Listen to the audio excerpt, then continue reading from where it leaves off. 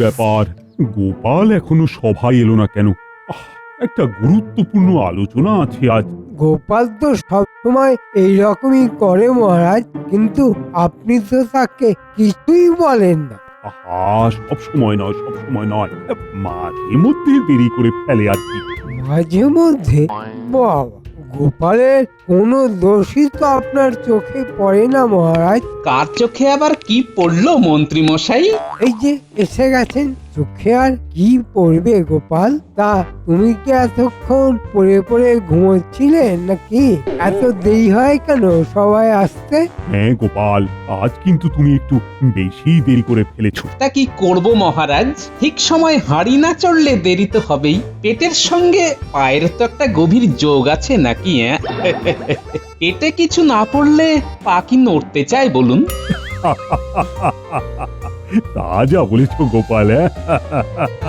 ব্যাস, দুটো কথা বলেই মহারাজকে কেমন বশ করে নিল। তা গোপাল, আজ একটা গুরুত্বপূর্ণ আলোচনা আছে। কি আলোচনা মহারাজ? সামনেই তো শিবরাত্রি, তা এবারের পুজোটা কিভাবে হবে এই ব্যাপারেই সবার মতামত নিতে চাই। মানে যেমন ভাবে হয় তেমন ভাবে হোক না মহারাজ। আর পুজোর বাজার পাতি সব আমি আনবো এখন। হ্যাঁ, তবেই তো বাজার করার অর্থ থেকে কিছু নিজের পকেটে ঢোকাতে সুবিধে হবে, তাই না? এই এই সাবধানে কথা বলো কিন্তু গোপাল, খুব বাড়াবাড়ি হয়ে যাচ্ছে কিন্তু। শুনেছিলাম সত্যি কথা খুব গায়ে লাগে, আজ আপনাকে দেখে তার চাক্ষুষ প্রমাণ পেলাম। গোপাল, আমি কিন্তু আবার শুরু করলে তোমরা? থামো থামো থামো তো, সব সময় শুধু বাচ্চাদের মতো ঝগড়া। তার থেকে বরং শিবরাত্রির পুজো নিয়ে কথা বলো। মহারাজ, এমনি পূজা তো প্রতি বছরই হয়, তার থেকে আমরা যদি এই বছর নতুন কিছু করি, মানে নতুন কোনো ভাবে পুজো করি। বেশ তো, তা কিভাবে কি করা যায় বলো? কেউ কোনো নতুন উপায় দাও। মহারাজ, আমরা যদি অনেক বড় একটা শিব ঠাকুরের মূর্তি করি তাহলে কেমন হয়? অনেক বড় মানে কত বড়? এই এই ধরুন, এক নারকেল গাছ লম্বা, বেশ এক নতুনত্ব ব্যাপার হবে। তা হবে, কিন্তু এখন এইটুকু সময়ের মধ্যে অত বড় মূর্তি করা কি সম্ভব হবে? না না না রাজপুরোহিত, এটা করা যাবে না। তাহলে মহারাজ যদি অনুমতি দেন, আজ বলি কথা খুলে পূজার চারিপাশ সাজানো যেতে পারে নানাবিধ ফুলে। সে তো প্রতি বছরই ফুল দিয়ে সাজানো হয়, তা এইটা আবার নতুন কি হলো? হে মন্ত্রী, তোমার মাথায় কোনো বুদ্ধি এলো নাকি? না, মানে মন্ত্রী মশাইয়ের মাথায় গোবর ছাড়া আর কিছু আছে নাকি? তাও আবার শুকিয়ে ঘুঁটে হয়ে গেছে। যাই হোক, আমার মাথায় একটা বুদ্ধি এসেছে মহারাজ। আরে বলো বলো, বলে ফেলো। বলছিলাম যে মহারাজ, এবারে যদি একটু অন্যরকম ভাবা যায় তাহলে কেমন হয় মহারাজ? বাহ বাহ বাহ বাহ বাহ, এ তো অতি উত্তম প্রস্তাব। এই তো গোপাল, এই না হলে গোপালের বুদ্ধি। তাহলে ব্যবস্থা করে ফেলো। ব্যবস্থা বলতে আমাদের মধ্যেই যদি কাউকে শিব হিসেবে দেখানো হয়। হ্যাঁ হলো, কিন্তু তোমাদের মধ্যে কি শিব সাজবে সেটা ঠিক করো আগে। আমি সাজবো মহারাজ, আমাকে শিব সাজালে খুব মানাবে। কানার নাম পদ্মলোচন, এরকম শুকনো সজনে ডাঁটার মতো শরীর নিয়ে শিব সাজবো, শখ কত! না না মন্ত্রী, গোপাল ঠিক কথাই বলেছে, তোমাকে শিব হিসেবে ঠিক মানাবে না। তাহলে আমি সাজবো মহারাজ। আমার বেশ ওই দশাশই চেহারা আছে, শিব ঠাকুর হিসাবে মানাবে ভালো, কি বলেন? সে মানাবে, কোনো সন্দেহ নেই তাতে, কিন্তু হঠাৎ রেগে যদি ত্রিশূল তুলে নাও হাতে। হ্যাঁ, সেটাও ভেবে দেখার বিষয় বটে। সেনাপতি, তোমার মাথা তো গরম, যদি হুট করে রেগে গিয়ে কাউকে মেরে টেরে বসো, তাহলে তো খুব ভয়ানক কাণ্ড হয়ে যাবে। তার থেকে গোপাল, তুমি শিব সেরকম। আমি? হ্যাঁ তুমি, আর তোমাকে বেশ ভালোই মানাবে। জো হুকুম মহারাজ, হাজার হোক আপনার কথা তো আর ফেলতে পারি না।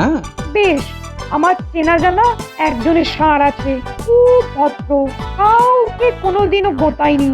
সেই ষাঁড়কে নিয়ে আসবো খন। জ্যান্ত শিব হবে, আর তার জ্যান্ত বাহন না হলে কি মানায়? বেশ বেশ, তবে তাই হোক। গোপাল, যাও যাও যাও, শিবের পোশাক বানাতে দাও। আরে যাও। ও ও ও, এই না খরচপাতি।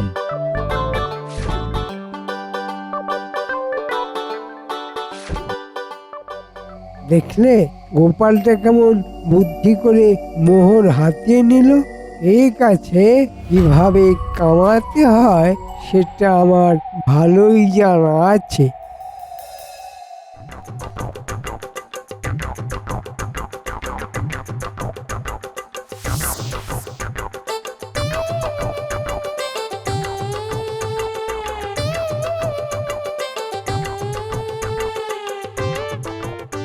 এই যে দর্জি মশাই, আরে আরে গোপাল দাদা, কি সৌভাগ্য আমার, তুমি আমার দোকানে। তা বলো বলো বলো, কিছু সেলাই করতে হবে নাকি বলো? না না, সেলাই নয়, সেলাই নয়, আজ তো একটা পোশাক বানাতে হবে, শিব ঠাকুরের পোশাক। ঠিক আছে, আমি বানিয়ে দেব, কিন্তু পরবে কে? কেন আমি পরবো? আমাকে শিব ঠাকুর হিসেবে খুব মন্দ লাগবে না, কি বলো? খুব ভালো লাগবে, খুব ভালো লাগবে। এসো এসো এসো এসো, আমি তোমার মাপটা নিয়ে নিয়ে এসো।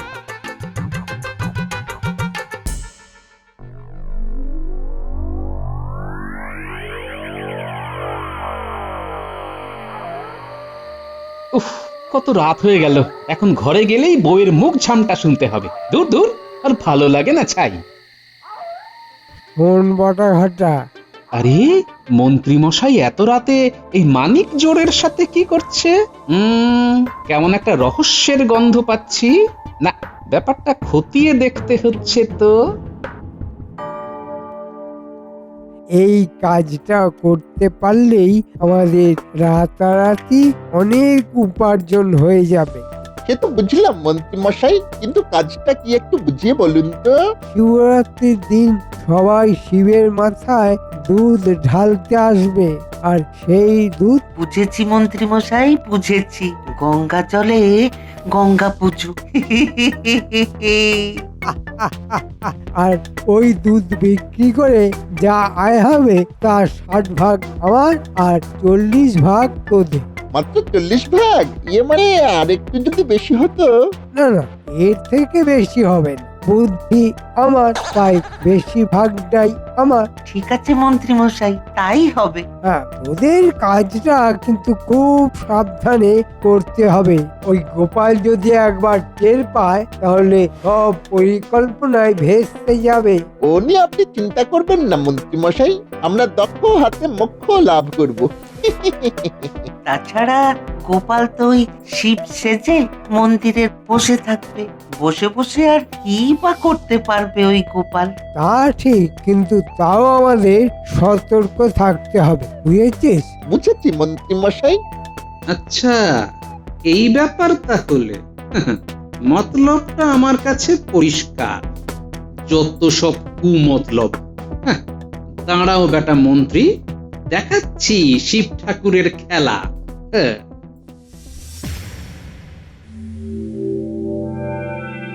কি হে গোপাল, শিব ঠাকুরের পোশাক তৈরি তো? হ্যাঁ মহারাজ। তা করে দেখে নিয়েছো তো গোপাল? তোমার যা বুড়ি। মনে মনে খুব হাসা হচ্ছে না? হেসে নাও, হেসে নাও। মহারাজ, আমার একটা প্রস্তাব আছে। কি প্রস্তাব? আরে বলে ফেলো।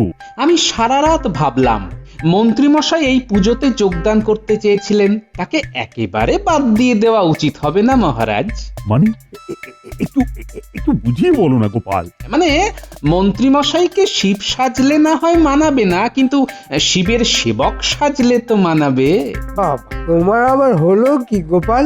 আমার হয়ে ওকালতি করছো? আমার তোমার ব্যাপার নয় মন্ত্রীমশাই, আমি সব সময় সত্যের পক্ষে। আমার মনে হলো আপনি শুদ্ধ মনে এই পুজোতে থাকতে চান, তাই বললাম আর কি। হ্যাঁ, ঠিকই তো ঠিকই তো মন্ত্রী, এই প্রস্তাবটা কিন্তু খারাপ নয়, কি বলো? এ তো নয়, বরং এই প্রস্তাবে সাপে বর হলো।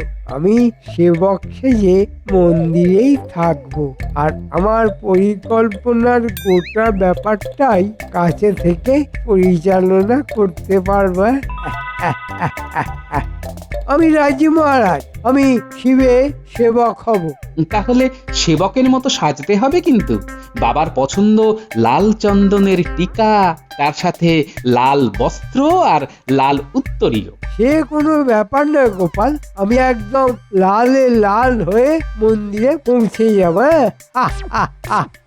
এমন সাজবো তোমার থেকে লোকে আমার দিকে বেশি দেখবে। হ্যাঁ, সে তো দেখবেই। দেখবার মতো কাণ্ড ঘটলে দেখতে তো হবেই। তাহলে সবকিছু ঠিকঠাক হয়ে গেল। গোপাল, তুমি কিন্তু তৈরি হয়ে ঠিক সময় মন্দিরে পৌঁছে যেও। জো হুকুম মহারাজ।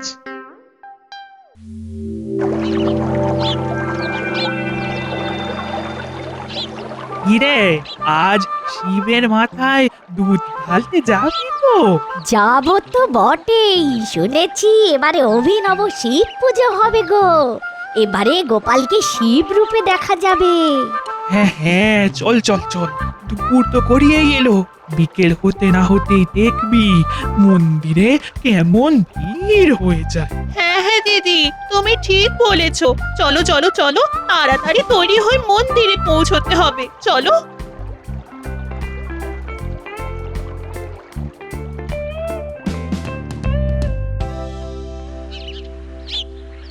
বাবা বাবা বাবা, শিব সাজতে তোমায় কি ভালো লাগছে গো? সে তো লাগবেই গিন্নি, সে তো লাগবেই। আমি শিব আর তুমি আমার পার্বতী। আমার মতি গতি বোঝা বড় কঠিন না? এক সময় রেগে খ্যাক খ্যাক করো, আবার এক এক সময় এরকম ভালো ভালো কথা বলো।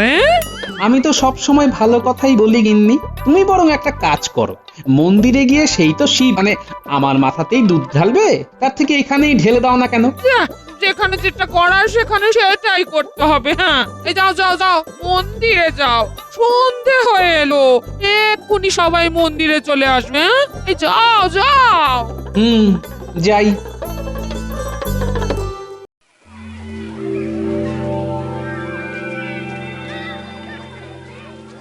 কি মোটা মোটা তোরাও লাল কাপড় পরে এসেছিস যে? আগে শুনলাম আপনিও লাল পরে আসছেন, তাই। হ্যাঁ, গুরুরা যা পড়বে শিষ্যরাও তো তাই পড়বে মন্ত্রী মশাই। বাহ, এই তো চাই। তোদের গুরু ভক্তি দেখে আমি মুগ্ধ। ঠিক আছে, এই ভক্তির উপহার স্বরূপ 60-40 নয়, বরং যা আমদানি হবে তার অর্ধেক আমার, অর্ধেক তোদের। মন্ত্রীমশাই, ওই তো মন্দিরের সামনে লোকজনের ভিড় জমে গেছে, এবার সবাই দুধ ঢালবে। আমরা তাহলে কাজ শুরু করে দিই। হ্যাঁ, শুরু করে দে বটা। আর বলতে হবে না মন্ত্রীমশাই, সব বুঝে গেছি। যেমনটা বলেছেন ঠিক সেভাবেই কাজ করব। আর ঘটা, তোর কাজ হবে দোকানের আয়ের ব্যাপারটা দেখে নেওয়া, আর কিছু না। সে আর বলতে, এতে তো দুটো লাভ। একই দুধ বারবার বিক্রি করে আমাদের মোটা অর্থ উপার্জন হবে। একেই বলে এক ঢিলে দুই পাখি। হ্যাঁ, হা হা হা হা হা হা।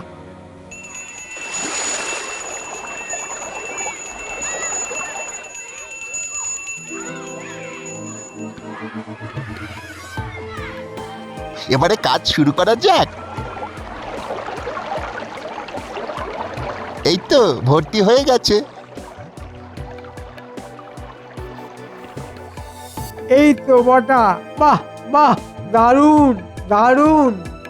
নে এবার তোরা বিক্রি বাটা শুরু কর, আমি যাই।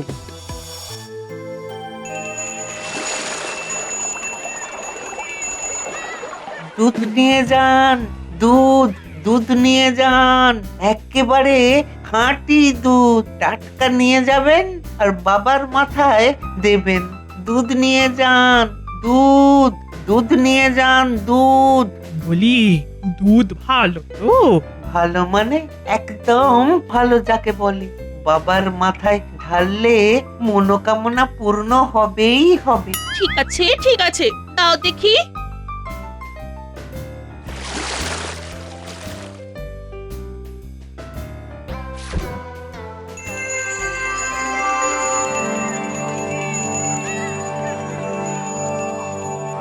এতক্ষণে মনে হয় মন্ত্রী মশাইয়ের ষড়যন্ত্র বাস্তবায়িত হতে শুরু করে দিয়েছে, কিন্তু মন্ত্রী মশাইকে তো দেখতে পাচ্ছি না। এই তো পুজো তো বেশ ভালোই চলছে দেখছি।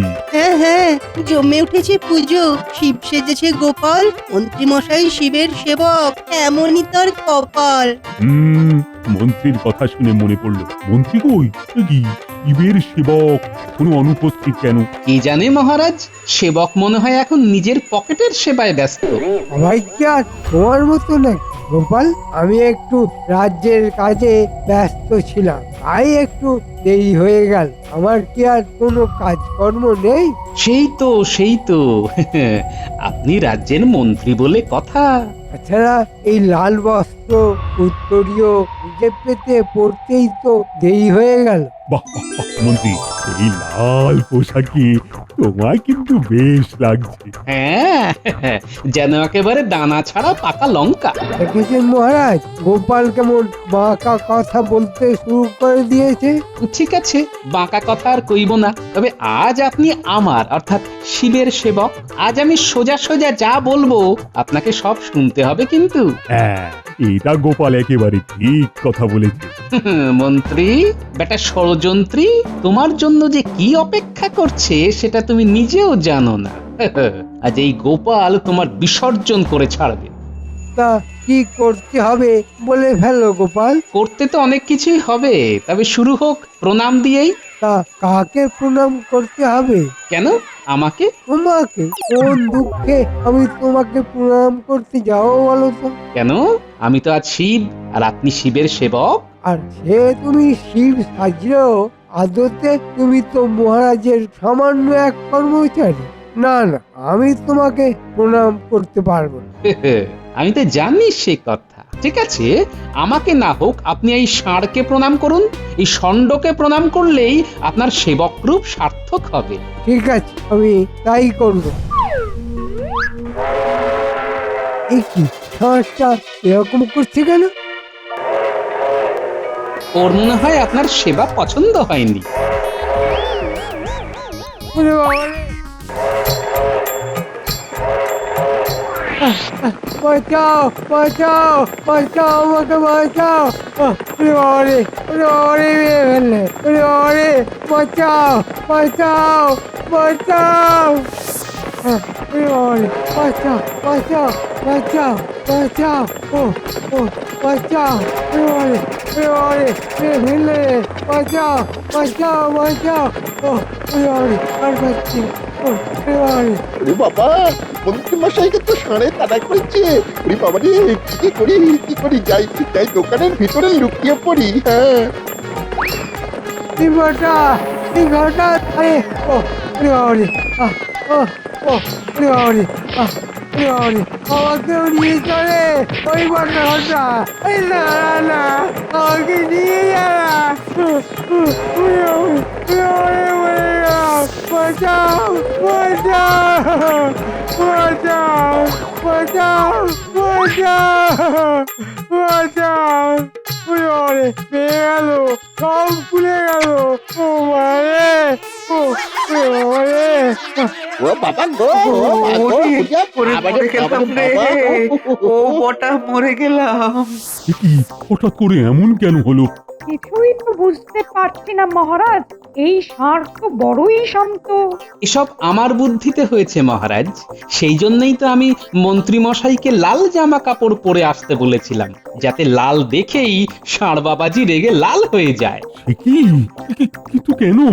শুনুন তবে, মন্ত্রী মশাই এত রাতে এই মানিক জোড়ের সাথে কি করছে? কেমন একটা রহস্যের গন্ধ পাচ্ছি। না, ব্যাপারটা খতিয়ে দেখতে হচ্ছে তো। এই কাজটা করতে পারলেই আমাদের রাতারাতি অনেক উপার্জন হয়ে যাবে। সে তো বুঝলাম মন্ত্রী মশাই, কিন্তু কাজটা কি একটু বুঝিয়ে বলুন তো। শিবরাত্রির দিন সবাই শিবের মাথায় দুধ ঢালতে আসবে, আর সেই দুধ বুঝেছি মন্ত্রী মশাই, বুঝেছি। গঙ্গা জলে গঙ্গা পুজো। আর ওই দুধ বিক্রি করে যা আয় হবে তার 60 ভাগ আমার আর 40 ভাগ তোদের। ঠিক আছে মন্ত্রী মশাই, তাই হবে। হ্যাঁ, ওদের কাজটা কিন্তু খুব সাবধানে করতে হবে। ওই গোপাল যদি একবার টের পায় তাহলে সব পরিকল্পনায় ভেস্তে যাবে। ও নিয়ে আপনি চিন্তা করবেন না মন্ত্রী মশাই। তাছাড়া গোপাল তো ওই শিব সেজে মন্দিরে বসে থাকবে। বসে বসে আর কি বা করতে পারবে ওই গোপাল? তা ঠিক, কিন্তু তাও আমাদের সতর্ক থাকতে হবে, বুঝেছিস? বুঝেছি মন্ত্রী মশাই। আচ্ছা, এই ব্যাপার তাহলে। মতলবটা আমার কাছে পরিষ্কার। যত সব কুমতলব। হ্যাঁ, দাঁড়াও বেটা মন্ত্রী, দেখাচ্ছি শিব ঠাকুরের খেলা। সেই জন্যই আমি বুদ্ধি করে এই ঘটনা ঘটিয়েছি মহারাজ, যাতে ওই পাপের পথে শিব পুজো না হয়। বেশ করেছো গোপাল, একদম উচিত কাজ করেছো। সেনাপতি, ওই বেটা মন্ত্রী আর তার চাকরিদের ধরে গারদে পড়ো, আর সবাইকে বলে দাও ওই দোকান থেকে নেওয়া দুধ ঢেলে দিতে যাও। গোপাল, তুমি সত্যি সেরা, তুমি এর পুরস্কার পাবে। এইভাবেই সব সময় বিপদের হাত থেকে আমাদের রক্ষা করো গোপাল।